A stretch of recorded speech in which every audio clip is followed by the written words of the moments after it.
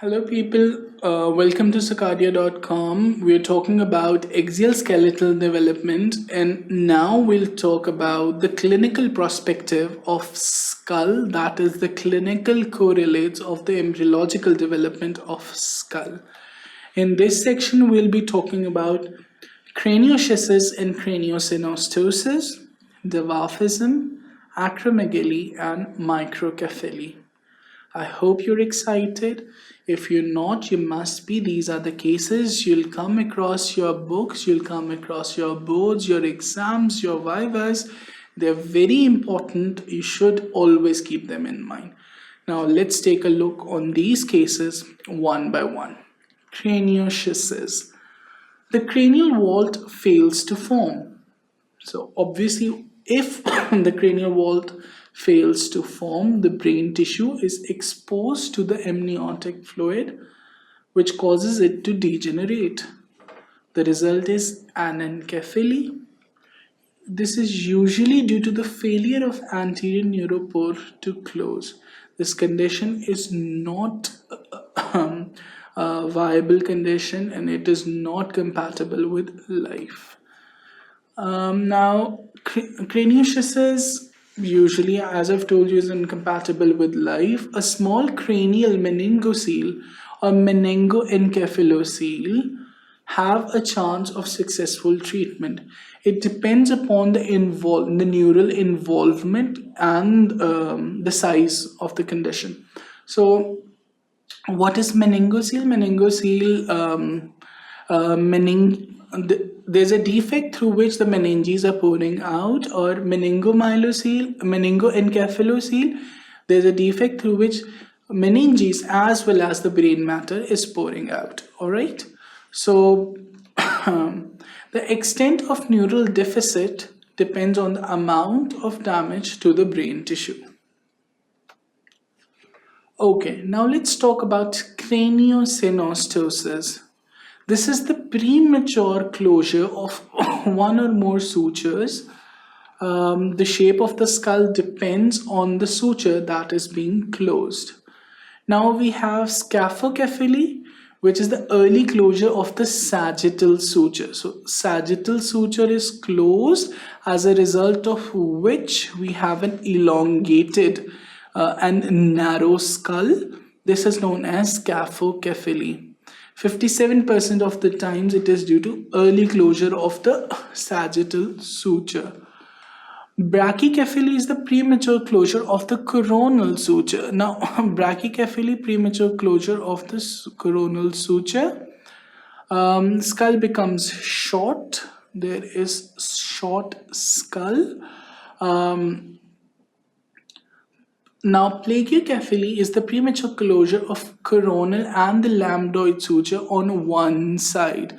The coronal and the lambdoid suture on one side is closed.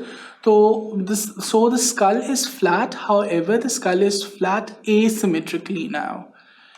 The craniosynostosis causes the skull to attain an abnormal shape, as a result of which the children with craniosynostosis may have unusual appearance and may be subject to mockery by adults or children of their own age. Now, let's talk about dwarfism. Achondroplasia is the most common form of dwarfism.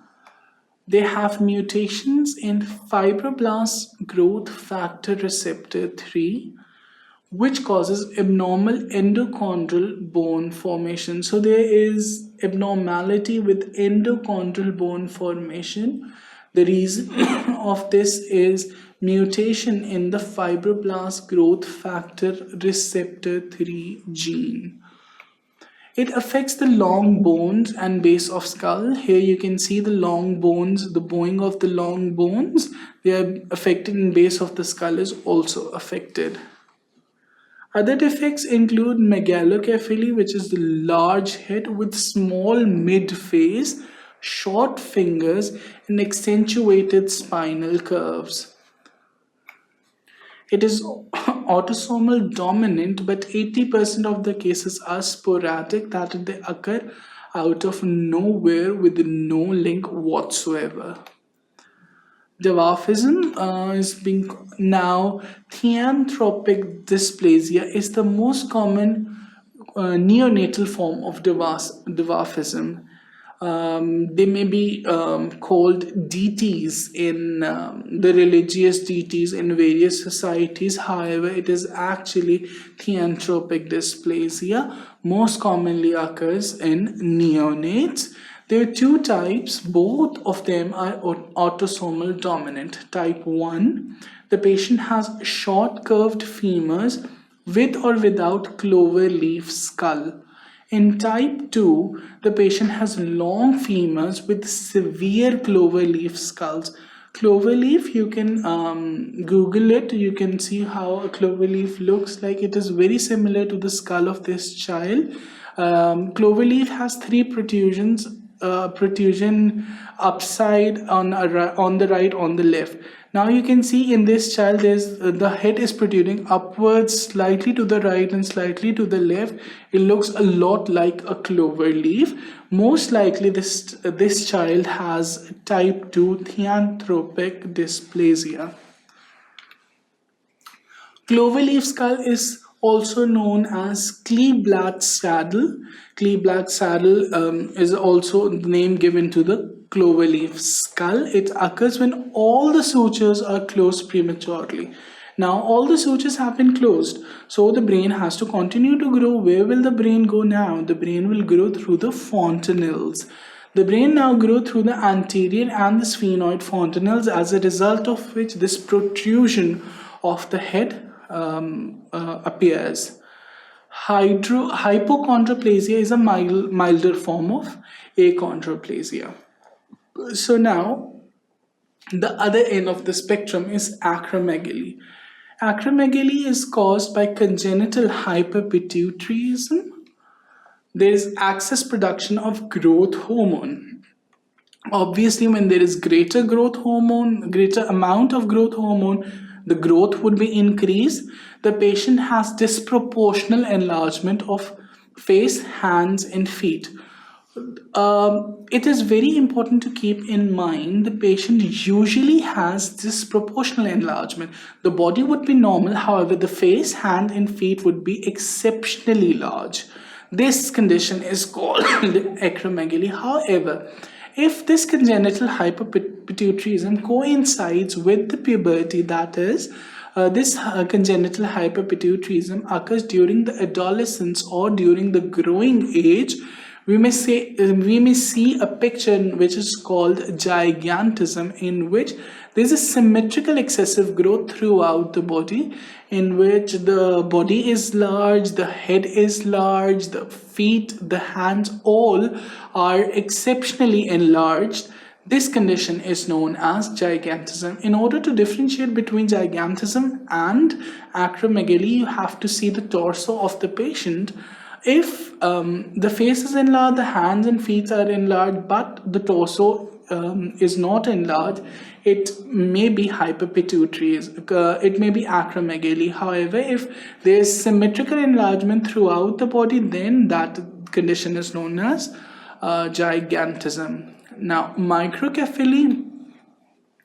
Microcephaly is an abnormality in which the brain fails to grow. So the child has been born, or now the cranial vault is not growing anymore. The skull fails to grow. When the skull fails to grow, the brain fails to grow. Children with this disorder usually have mental retardation because the growth of their brain is not normal for what their age is. Their brain remains small because the cranial vault remains small, as a result of which there is mental retardation. Here in the picture you can see the dotted line was supposed to be the normal trajectory of brain growth, which can be seen in this child. However, in this child, these children are of the same age, but the cranial vault is very small. Due to this small cranial vault, the brain remains small, as a result of which the children have mental retardation.